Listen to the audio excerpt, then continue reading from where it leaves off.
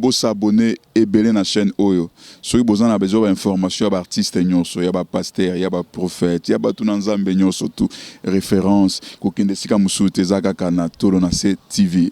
Nayebi ko pambola lisusu chaîne Oyo Tolonase ekende liboso. Chaîne Oyo en tout cas Nzambe ayeba na ko soutenir batu oyo bazwa ki ba moyen na bango pona ko bimisa pour que chaîne kende liboso esika mama Kalamba ya zwami vraiment azala béni mama Ana Kalamba moi ça me cause mes respect kolo amona yo a visiter yo aselo makambo kama bolamu iza makasi na vie na yo bolamu makasi iza na vie na yo dans 2 mois yo ya liboso Nzambe azo visiter o makasi na mona ba porte ya minene zo fonga ma liboso na normalement les likambo bâtiment ozo sangana na bango on se retrouver au sangana na bâtiment oboé batouana ba otia mbongo en jeu et dans 2 mois au monde le comme le mama Ana Kalamba ina pesi mbote makasi mona mukolo cheno yeswe que tu dois kumvimbe yeswe olobi venez à moi vous tous qui êtes fatigués chargés je vous donnerai du repos Seigneur cette femme s'est convertie atiki nyonso aboyi nyonso aye pana yo nkolo na chetolo nanga na sena mukwana lelo na lobi na yo Nzambe opese oyo alingi pese bosenga motema na ye salela ye bosenga motema na ye pe continue comme ça la kati na ye afin que oyo nyonso Nzambe bayebi yo te bayeba yo na nzela na ye na kombo na Yesu Masiande na bonde de toi qui vient pour les siècles des siècles nous disons amen.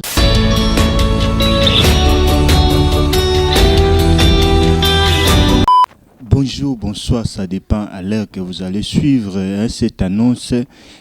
Bonjour vraiment à l'Indigno sur Tolonase TV ainsi que à moi aussi à mon Mokondi Fondation TV et à maman Nabiso Ana Kalamba, maman Mokondi, moi aussi à papa Carlos Kalambai, le gardien du temple vraiment, la Pessimino Bambote et Pai Biso Bozali, na banana libota mobimba, na communauté mobimba, na église mobimba.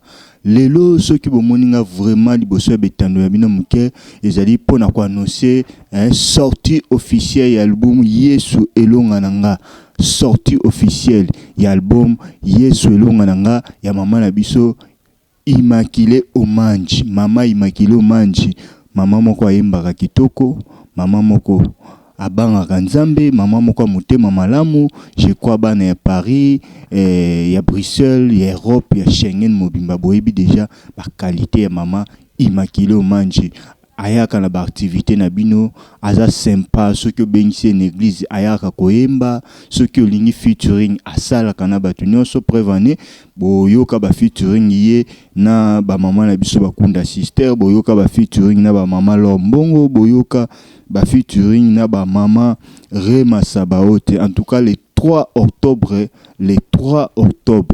tout en septembre octobre le 3 octobre à ne pas manquer. Adresse ya ngona de chez Oleka na bande passante boya ebele ba serviteur de Dieu ba servante de Dieu ba umbu na kolo Nzamba pakola boya pe mukolo wana kotala mwana na bino ndeko na bino yaya na bino leki na bino mama Immaculée Omanji balobi le 3 octobre biso tout za la wana célébration ya sortie officielle album sortie officielle album moi les 3 chiffres de résurrection tant koya kosomba CD koyoka banzembo oyo Nzambe apakola moombo na Immaculée Omanji na yebike marambo malamu ekosekwa lisuna vie na yo oyo kufa kiteme za chiffre 3 chiffre de résurrection balobi marambo nyonso ekufa na vie na yo ekosekwa balobara si ton Dieu est mort, essaye le mien. Maintenant, si ton Dieu est mort, si tes choses ne marchent plus, viens essayer le Dieu de Maman Immaculée Omanji. Ce jour-là, biso tout aux alawan, tout en direct parce que la caméra est aux alawan, la téléphone est aux alawan, Tolonase TV est aux alawan, moi si mon compte Fondation TV est aux alawan. Présence ya mama Ana Kalamba mama bolamu rozala biso to rolanda na niveau Kinshasa biso pe na Kinshasa to célébrer le 3 octobre comme à jamais en tout cas na bengisio ndeko ozana Paris ozana Île-de-France ndeko ozana Amiens ndeko ozana ba ville nyonso wana ya France boya pourquoi pas bandeko ya Suisse boya rapide pourquoi pas bandeko ya Belgique, pourquoi pas bandeko Allemagne, pourquoi pas bandeko ya Suède, pourquoi pas bandeko ya partout. En tout cas, les jours là, ils ont journée où Nzambe a bongisi pour changer quelque chose dans la vie na yo. Ils ont journée moko où Nzambe a bongisi pour assez kuiselo au moins ekufa na vie na yo. Crois-moi, parce que je connais la maman. Maman Immaculée Omanji. Na omona eka bundeka bomona affiche. Ndeka bomona affiche donc ala mwana mwasi moko apakolama to benga ba Esther ya lelo bato ba bunda pour que mboka na bango nation na bango ezwa liberté. Yeyo mama Immaculée Omanji akoya mukolo wana na epakolami ya sika. Yo oyebaka mama Immaculée Omanji mais onction akokota nango le 3 octobre na salle.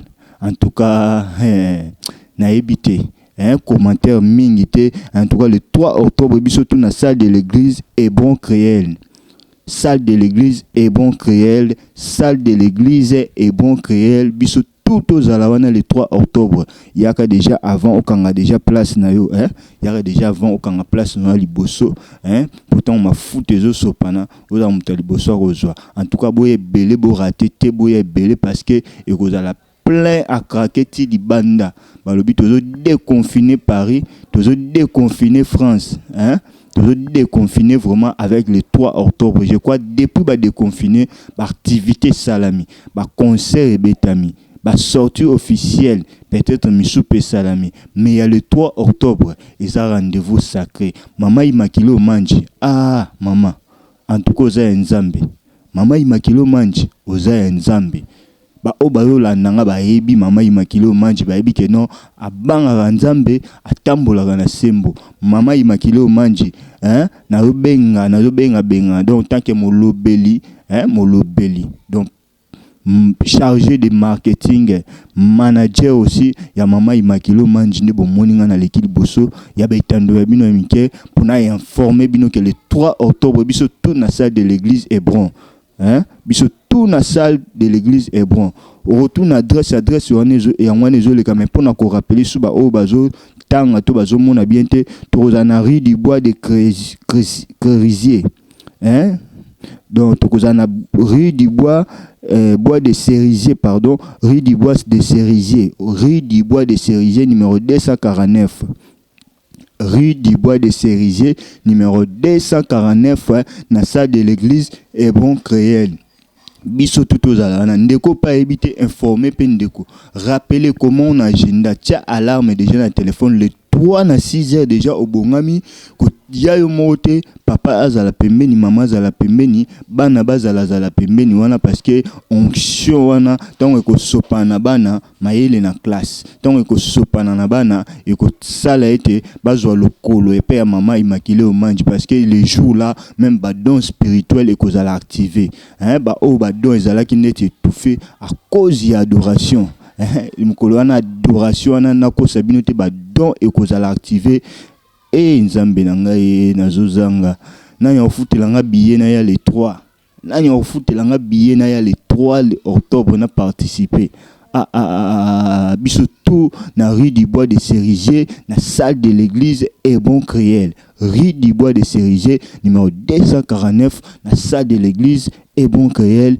Biso tout wana mama Immaculée Omanji akozala, mama Rema Sabaote akozala, mama Anna Kalambai akozala, papa Carlos Kalambai pe akozala, papa Guy Bijou de Bambongo akozala, ba Josué bana nyonso mama Kalambai bakozala, surtout moi na biso ya muki ya mwasi vraiment na mona lokola mama akobina jour wana donc bo préparer pe moi bo pakola pe moi parce que le jour wana adoration to banda adoration to molimo kiti to tomboli siko Nzambe Nzambe nanga Nzambe ba déconfiner Congo na bavo na ya rapide nani refutelanga billet papa Carlos Kalambai salanga ta play na ya ko participer mama Immaculée Omanji ko banda lelo ozumo lobeli na yo ko banda lelo activité nyonso ya yo pesa message et ko komelanga na ba télévision awa na Kinshasa na koleka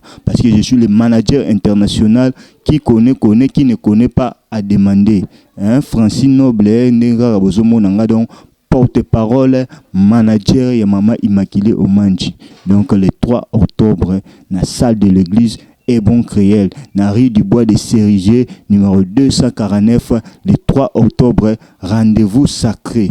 Rendez-vous sacré. Et pour le Bamingité, Boyara le 3 octobre. Boya le 3 octobre. Hein? Préparez pour moi quelque chose na yo ceux qui jouent au kosepela ko soutenir œuvre ya Maman Immaculée Omanji. Nzambe pa ozanga te ko pambola yo. To lo baka ya biso za la droit d'entrer, ya biso za la rapete que oh mbongo moko bamba mutu te, ya biso za la offrande ya soutien ya ministère. La Bible dit celui qui considère une prophète en qualité d'une prophète. Hein? Récompense to grâce au tambola kana ba prophète wana ekoza par na ye yo pe o ko reconnaître Maman Immaculée Omanji na qualité ya servante de Dieu, na qualité ya prophétesse de Dieu. Zo salanga malili nzambe na ya Maman Immaculée Omanji, nzambe na ye o apona ye o apakola ye o ya sopela mafuta ako zanga te ko pambola yo. En tout cas ezalaki message na bande ko nyonso o bakolandanga le 3 octobre, le 3 octobre, le 3 octobre, biso tout déjà na salle de l'église et bon créel na rue du Bois de Cerisier numéro 249. Rendez-vous à ne pas manquer. Bye, au revoir, botika la malamu. Ngai déjà nazolala, nazolo takalo tarango. Tumonani mbalasima. Kande bomona ngabu na limwa. So na limwe bomona le 3 mbamona kati ya salle. Au revoir, nakei.